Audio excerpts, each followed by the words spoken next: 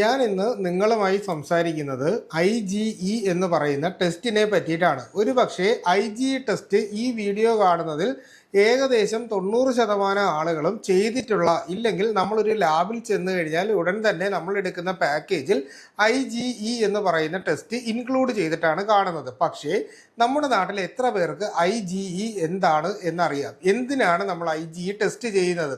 IgE കൂടിയാൽ എന്താണ് ചെയ്യേണ്ടത്? IgEയുടെ നോർമൽ ലെവൽ എന്താണ്? ഈ കാര്യങ്ങളെ പറ്റിയിട്ട് നിങ്ങളിൽ എത്ര പേർക്ക് അറിയാം? സാധാരണ നമ്മൾ ബ്ലഡ് ചെക്ക് ചെയ്യുമ്പോൾ ഇത് കാണുകയും ചിലരുടെയൊക്കെ ബ്ലഡ് ടെസ്റ്റ് എടുത്ത് നോക്കുമ്പോൾ IgE 1500, 2000, 2500 അതിന് മുകളിലേക്ക് IgE പോകുന്ന ആൾക്കാരും, എന്നാൽ ചിലരുടെ ബ്ലഡ് ടെസ്റ്റാണ് നമ്മൾ നോക്കുന്നതെങ്കിൽ 0 മുതൽ 150 അകത്തായിരിക്കും IgE നിൽക്കുന്നത്. അപ്പോൾ ഇങ്ങനെ പലതരത്തിൽ ആയിരിക്കും റിപ്പോർട്ട് വരുന്നത്. ഈ റിപ്പോർട്ടിൽ IgE കൂടുമ്പോൾ പലരും വിചാരിക്കും നമുക്ക് എന്തോ ഭയങ്കരമായ ഒരു അപകടം ശരീരത്തിൽ സംഭവിക്കാൻ പോകുന്നുണ്ട് എന്ന് വിചാരിച്ച് പെട്ടെന്ന് പാനിക്കായിട്ട് ഓടി ഹോസ്പിറ്റലുകളിലേക്ക് പോകുന്ന ആൾക്കാരും ഉണ്ട്. പക്ഷേ ഇവിടെ നമ്മൾ അറിയാനുള്ളത് IgE വളരെയധികം പ്രസക്തമാകുന്ന ചില രോഗാവസ്ഥകളുണ്ട്. അതായത് നമ്മുടെ ശരീരത്തിൽ ശക്തമായിട്ടുള്ള തുമ്മല്, മൂക്കടപ്പ്, അലർജി പ്രശ്നങ്ങൾ, തൊണ്ട ചൊറിച്ചില്, ചെവി ചൊറിച്ചില്, മൂക്കിൻ്റെ ഉള്ളിൽ ശക്തമായിട്ട് ചൊറിയുന്നത് പോലെ, ചൊറിഞ്ഞതിന് ശേഷം ഇടയ്ക്കിടയ്ക്ക് വിട്ടുമാറാതെ തുമ്മൽ വരുന്നത് പോലെ നമ്മുടെ റെസ്പിറേറ്ററി ട്രാക്റ്റിനെയും അതുപോലെ തന്നെ നമ്മുടെ ഈ പറയുന്ന ചെവിയെയും ഒക്കെ ചൊറിച്ചിൽ എന്നുള്ള രീതിയിൽ ബാധിക്കുന്ന ആൾക്കാരുണ്ട്. ഇനി രണ്ടാമത് വരുന്നതെന്ന് പറഞ്ഞാൽ അലർജി നമ്മുടെ സ്കിന്നിലേക്ക് വ്യാപിക്കും. അതായത് പെട്ടെന്ന് സ്കിന്ന് തടിച്ച് പൊങ്ങി ചുവന്ന നിറത്തിൽ പൊങ്ങി വരുന്ന രീതിയിലുള്ള അർട്ടിക്കേരിയ പോലുള്ള പ്രശ്നങ്ങൾ വരുന്ന ആളുകൾ, സോറിയാസിസ് എന്ന് പറയുന്ന രോഗം ഉള്ള ആളുകളിൽ, അതുപോലെ തന്നെയാണ് നമ്മുടെ ശരീരത്തിൻ്റെ അകത്ത് ചില തരത്തിലുള്ള ഇൻഫെക്ഷൻസ് വരുന്ന ആൾക്കാർ, നമ്മുടെ സെബോറിയ ഓഫ് സ്കാൽപ്പ് എന്ന് പറഞ്ഞ നമ്മുടെ തലയിൽ വരുന്ന താരൻ പോലെ വിട്ടുമാറാതെ നിൽക്കുകയും തലയിലും മറ്റുമായിട്ട് ശക്തമായിട്ടുള്ള ചൊറിച്ചിൽ അനുഭവപ്പെടുകയും, ചിലർക്ക് കാൽപാദം ചൊറിയുന്നതായിട്ടും കൈയിലെ വെള്ള ചൊറിയുന്നത്, കൈപ്പത്തി ചൊറിയുന്നതായിട്ടും ശരീരത്തിൻ്റെ പല ഭാഗത്തായിട്ട് ചൊറിഞ്ഞു വരുന്നതിൻ്റെ ഒക്കെ ഒരു കാരണം ഈ IgE എന്ന് പറയുന്ന ഒരു സ്പെസിഫിക് പ്രോട്ടീൻ ആൻറ്റിബോഡി നമ്മുടെ ശരീരത്തിൻ്റെ അകത്ത് വർദ്ധിക്കുന്നതുമായി ബന്ധപ്പെട്ടാണ്.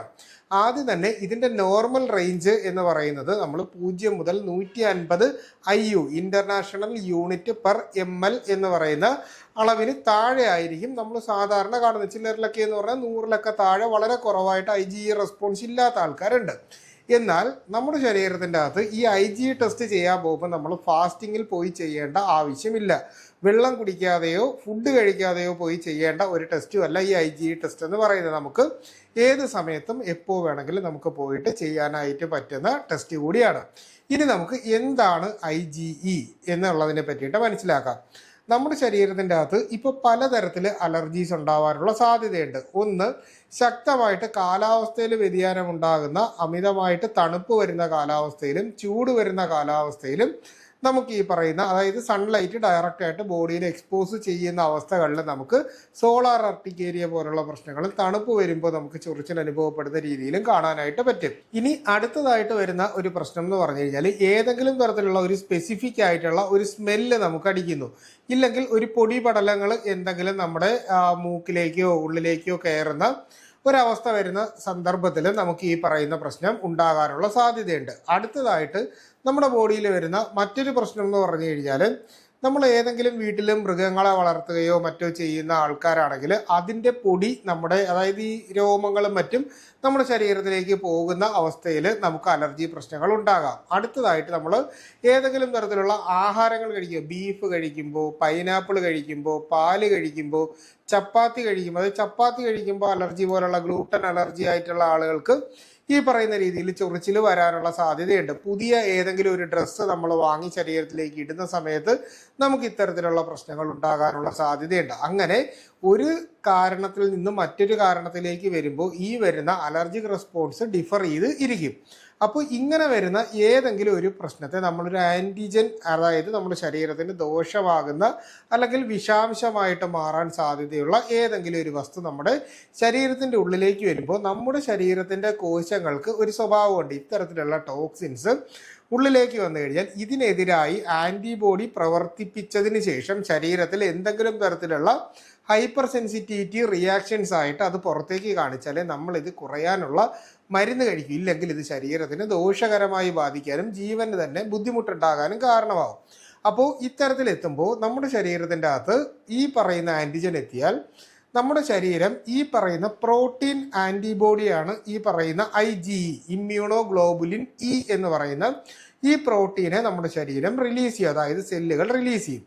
അങ്ങനെ സെല്ലുകൾ റിലീസ് ചെയ്യുന്നതിൻ്റെ ഭാഗമായിട്ട് നമ്മുടെ ശരീരത്തിൻ്റെ അകത്ത് ഹിസ്റ്റമിൻസ് പ്രൊഡ്യൂസ് ചെയ്യപ്പെടും. അങ്ങനെ ഹിസ്റ്റമിൻസ് പ്രൊഡ്യൂസ് ചെയ്യുന്നത് കൊണ്ടാണ് നമ്മുടെ ശരീരത്തിൻ്റെ അകത്ത് പെട്ടെന്ന് ചൊറിച്ചിൽ വരുന്നു, തുമ്മൽ വരുന്നു. അതായത് നമ്മുടെ ബോഡി നമുക്ക് കാണിച്ചു തരും, ദേ നമുക്കൊരു അസുഖം വരുന്നുണ്ട് അല്ലെങ്കിൽ ഇന്ന പ്രശ്നമുണ്ട് എന്ന് പറഞ്ഞ് നമ്മുടെ ശരീരത്തിൽ ഈ ഒരു തണുപ്പടിക്കുന്നത് കൊണ്ടാണ്, പൊടിയടിക്കുന്നത് കൊണ്ടാണ്, നിങ്ങൾ അവിടെ നിന്ന് മാറണം എന്നതിന് വേണ്ടിയിട്ടാണ് നമ്മൾ ഈ തുമ്മിക്കുന്നത്. അല്ലെങ്കിൽ ശരീരം ബീഫ് കഴിക്കുമ്പോൾ നിങ്ങളുടെ ശരീരത്തിന് പറ്റുന്നില്ല, നിങ്ങളിപ്പോൾ ശ്വാസം മുട്ട് വന്ന് താഴേക്ക് വീഴും, അതുകൊണ്ട് ചൊറിച്ചിലായിട്ട് അനുഭവപ്പെടുത്തി കാണിച്ചു തരുമ്പോൾ അതിനുള്ള സ്പെസിഫിക് ആയിട്ടുള്ള ആൻറ്റി ഹിസ്റ്റമിൻസ് മെഡിസിൻസ് എടുത്ത് നമ്മളിത് കുറയ്ക്കേണ്ടി വരുന്നു. അപ്പോൾ ഈ ഒരു ഫിസിയോളജിയാണ് നമ്മുടെ ബോഡിയിൽ നടക്കുന്നത്. ഇത് കണ്ടുപിടിക്കുന്നതിന് വേണ്ടിയിട്ട് ഇത്തരത്തിലുള്ള പ്രശ്നങ്ങളുമായിട്ട് നിങ്ങൾ ഡോക്ടേഴ്സിൻ്റെ അടുത്ത് വരുമ്പോഴാണ് നമ്മൾ ഈ പറയുന്ന ടെസ്റ്റുകൾ ചെയ്യുന്നത്. ഇനി ഈ ടെസ്റ്റിൽ തന്നെ 2 തരത്തിൽ ചെയ്യാം. ടോട്ടൽ IgE ടെസ്റ്റ് നമുക്ക് എടുത്ത് നോക്കാം. അതായത് നമ്മുടെ ശരീരത്തിലുള്ള അലർജിക്ക് എല്ലാ വസ്തുക്കളുമായിട്ട് കോമൺ ആയിട്ട് എങ്ങനെ റിയാക്ട് ചെയ്യുന്നു. ഇനി സ്പെസിഫിക് ആയിട്ട് നമുക്ക് ഡസ്റ്റിനോടാണോ അതോ സ്മെല്ലിനോടാണോ അതോ കഴിക്കുന്ന ആഹാരത്തോടാണോ കപ്പലണ്ടിയോടാണോ ബീഫിനോടാണോ, ഇങ്ങനെ നമുക്ക് സ്പെസിഫിക് ആയിട്ട് നമുക്ക് ഈ പറയുന്ന നമ്മുടെ ഈ IgE ടെസ്റ്റ് ചെയ്ത് നോക്കിയിട്ട് നമുക്ക് ആൻറ്റിബോഡി റിയാക്ഷൻ എങ്ങനെയാണെന്ന് മനസ്സിലാക്കാനായിട്ട് പറ്റും. അപ്പോൾ ഈ 2 രീതിയിലാണ് നമുക്ക് ടെസ്റ്റുകൾ വരുന്നത്. ഇനി നമുക്ക് ഇത്തരത്തിലുള്ള അലർജി പ്രശ്നങ്ങൾ വരുന്നതിൻ്റെ കാരണങ്ങളെ പറ്റിയിട്ട് ജസ്റ്റ് ഒന്ന് മനസ്സിലാക്കാം. അതായത് പണ്ടൊക്കെ കുട്ടികളെയൊക്കെ നമ്മൾ മണ്ണിൽ കളിക്കാനായിട്ട് വിടും, ഗ്രൗണ്ടുകളിൽ കളിക്കാൻ വിടും, മഴയൊക്കെ നനയുമായിരുന്നു. ഇന്നത്തെ ഒരു കാലാവസ്ഥ അനുസരിച്ച് പ്രത്യേകിച്ച് കോവിഡിൻ്റെയൊക്കെ ഒരു പശ്ചാത്തലം കഴിഞ്ഞതിന് ശേഷം നമ്മുടെ യാത്രകളെല്ലാം കാറുകളിലേക്കും വാഹനങ്ങളിലേക്കും മാറി. പരമാവധി പൊടിയുമായിട്ട് നമ്മൾ എക്സ്പോസ് ചെയ്യുന്ന ഒരു പ്രശ്നങ്ങൾ ഒഴിവാക്കി തുടങ്ങി. മണ്ണിൽ കളിക്കാൻ കുട്ടികളെ അനുവദിക്കാറില്ല, മഴയത്ത് ചാടാനായിട്ട് സമ്മതിക്കാറില്ല, വണ്ടിയിൽ കൊണ്ടാക്കും, തിരിച്ച് റെയിൻകോട്ട് ഇട്ട് തന്നെ തിരിച്ച് വീട്ടിൽ വരും. മഴയത്ത് കളിക്കുന്ന സ്വഭാവമില്ല, കുട പിടിച്ച് മാത്രമേ നമ്മൾ പുറത്തിറങ്ങിയാലേ നടക്കൂ. ഇതൊക്കെ നമ്മുടെ ശരീരത്തിൻ്റെ അകത്തുള്ള ഇമ്മ്യൂണിറ്റിയെ കാര്യമായിട്ട് ബാധിക്കാനുള്ള സാധ്യതയുണ്ട്. അപ്പോൾ അങ്ങനെ ഇമ്മ്യൂണിറ്റി കുറയുന്നതിൻ്റെ ഭാഗമായിട്ട് പലപ്പോഴും നമുക്ക് ഇത്തരത്തിലുള്ള റിയാക്ഷൻസ് ബോഡിയിൽ വരാനുള്ള സാധ്യത വർദ്ധിക്കുന്നുണ്ട് എന്നൊരു കാര്യമാണ് നമ്മൾ മനസ്സിലാക്കാനുള്ളത്. അടുത്ത പ്രശ്നം എന്ന് പറഞ്ഞു കഴിഞ്ഞാൽ നമ്മൾ ഈ രോഗപ്രതിരോധ ശേഷി കുറയുന്നതിനനുസരിച്ച് നമ്മുടെ ഇമ്മ്യൂൺ സിസ്റ്റം തന്നെയാണ് ഈ പറയുന്ന IgE പ്രൊഡ്യൂസ് ചെയ്യപ്പെടുന്നത് എന്നുള്ളതാണ് മറ്റൊരു സത്യം. അപ്പോൾ ഇവിടെ ഇത്തരത്തിലുള്ള പ്രശ്നം വന്നാൽ ഇതിൻ്റെ ചികിത്സകൾ എന്താണ് എന്നുള്ളതിനെ പറ്റിയിട്ട് നമുക്കൊന്ന് മനസ്സിലാക്കാം. പൊതുവേ നമുക്ക് വേണ്ടത് വിരയ്ക്കുള്ള ഗുളിക നമ്മൾ കൃത്യമായിട്ട്, അതായത് ആൽബൻഡസോൾ പോലുള്ള ഗുളികകൾ നമ്മൾ ചിലപ്പോൾ കൊച്ചിലേക്ക് കഴിച്ചിട്ട് പിന്നീട് നമ്മൾ കഴിച്ചിട്ടേ ഉണ്ടാകത്തില്ല. സത്യത്തിൽ ഡീവോമിങ് കൃത്യമായിട്ട് 6 മാസത്തിലോ 1 വർഷത്തിലോ നമ്മൾ ചെയ്യുക.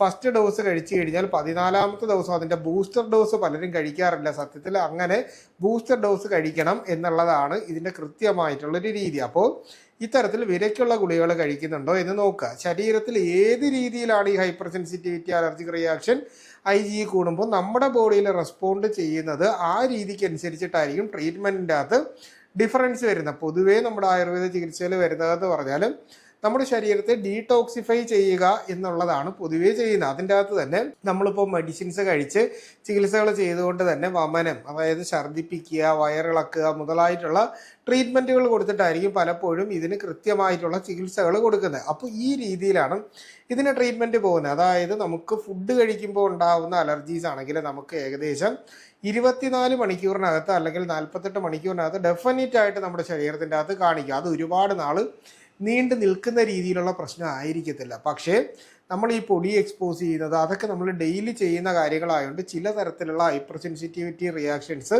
ഒരുപാട് കാലം നമ്മുടെ ശരീരത്തിൻ്റെ അകത്ത് നിൽക്കുന്നതായിട്ട് കാണാം. അപ്പോൾ നിങ്ങൾ ചെയ്യാനുള്ളത് ഇത്തരത്തിലുള്ള IgE കൂടിക്കഴിഞ്ഞാൽ ഒരു ഡോക്ടറെ കണ്ട അഭിപ്രായം തേടിയതിന് ശേഷം മാത്രം നമ്മൾ ഇതിന് വേണ്ടിയിട്ടുള്ള കാര്യങ്ങൾ ചെയ്യുക. വെറുതെ പോയി ഈ പറയുന്ന IgE ടെസ്റ്റ് ആരും ചെയ്ത് നോക്കേണ്ട കാര്യമില്ല.